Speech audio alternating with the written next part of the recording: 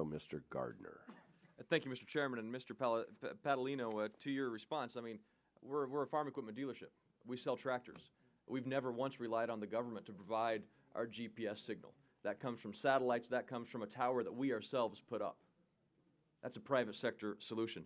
Actually, sir, the GPS satellites are government satellites. Mr. Chairman, I would request unanimous consent to submit for the record this New York Times story describing how EagleNet used its $100 million BTOP award in Colorado to overbuild existing providers, including building a third fiber line to an 11-student elementary school that it says it neither needs nor wanted.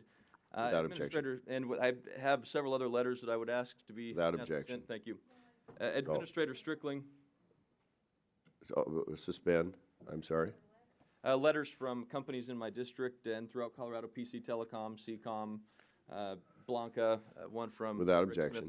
Thank you, Mr. Chairman. Administrator Strickling, Administrator Padalino, at prior broadband stimulus oversight hearings, the NTIA and the RUS have claimed overbuilding is not occurring. Do you still maintain that position, Mr. Strickling? Sorry. Is overbuilding occurring?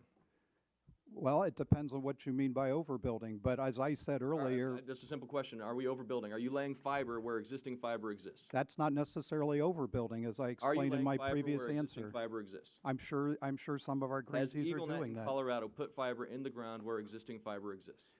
Yes, but that doesn't tell you whether or not it's needed or not. Let me tell you a story about a school in my district. I spoke at a graduation in southeastern Colorado several years ago.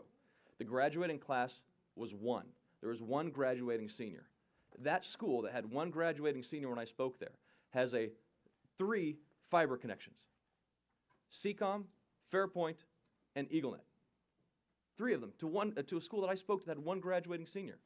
I've got a map here that I would like to display, and it talks about the overbuild that's occurring, $100 million in Colorado. Now, the other question I have, yesterday at the hearing in Colorado before the audit committee with EagleNet, they said that a federal this is EagleNet testifying, that a federal handler watches every move we make and are on site from the beginning, yet their grant was suspended. If there's a federal handler, and they identified NTIA, watching every move they make, why after several years, after $96 million was committed, why out of the $100 million, why did NTIA wait so long to suspend the grant? Well, I'm not sure what they mean by a federal handler. We certainly have provided oversight to this project, but in the specific question of the suspension... Why were they suspended? They were suspended because they wanted to take advantage of the economies of using fiber where originally they had proposed using microwave. Now, this is a good change because this means that they'll be able to have greater capacity than they otherwise would have, but by doing so, it changes their environmental approval. Testimony before the state legislature yesterday, they blamed the clay-loving buckwheat in Montrose and the Pagosa Springs blooming plant. Right. So what happens is when you come off of the radio towers for microwave and come down to the ground for fiber, you now have the potential of passing through areas, habitats of endangered every species. Day, why were they, and the other comments that they made were they have to get a permit from every jurisdiction. Why did they not know about the clay-loving buckwheat?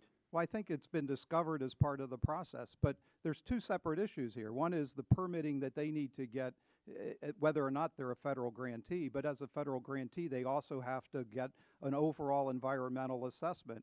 Let me show you a little bit about this. This map shows and identifies EagleNet's current route in pink. The green identifies existing routes of CenturyLink. The purple identifies existing routes of businesses represented in this room with the Colorado Telecommunications Association.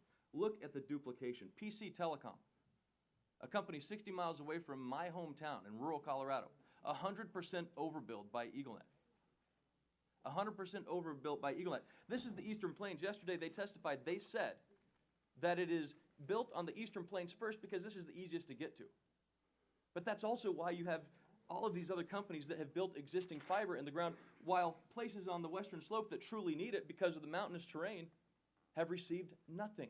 Well, that's not true. There's been plenty of construction on the western part of the state, but let's back up a second. The EagleNet project is a statewide educational network. This is off of EagleNet's website. I mean, this is using I understand that, sir, but what we're trying to accomplish with this project is to improve educational opportunities in the state of Colorado. The fact is that in Colorado, only 4% of schools in Colorado are able to get or subscribe to services of greater than 50 megabits per second. Now, You're going to hear from actually, Mr. let me Fregoso in just North interrupt Carolina that real that quick. his network, Because, so a you're saying statewide that network, is this able to is not provide overbuilt, much that greater this is speed. all necessary. It's not true. If you're going to have This a overbuild's not statewide, no, true. I disagree wholeheartedly. So you're saying that PC Telecom that sent a letter saying there's 100% overbuilt isn't true? No, You're saying you're missing my point, sir.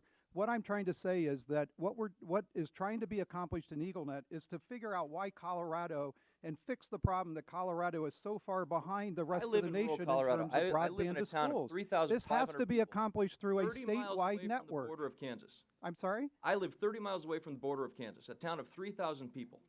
I have high-speed DSL. I have 4G connections.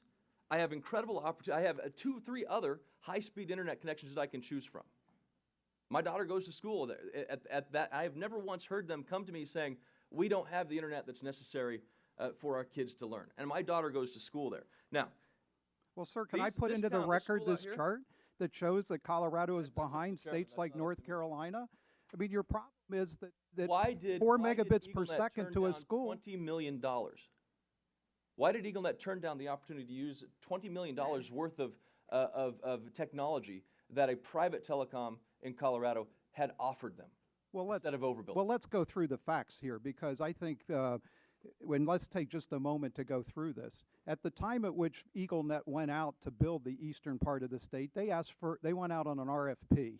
And a group of the carriers who are now complaining about this put in a bid to deal with this. We didn't hear anything about overbuild at that point in time, but they put in a bid that was hundreds of thousands of dollars higher than the because lower of an bidder. absolute miscommunication from NTIA. I disagree, Gentlemen, sir. I gentlemen, disagree. But more gentlemen, importantly, most of the gentleman's time has expired. The gentleman's time has expired. Gentleman's time has expired. Chair recognizes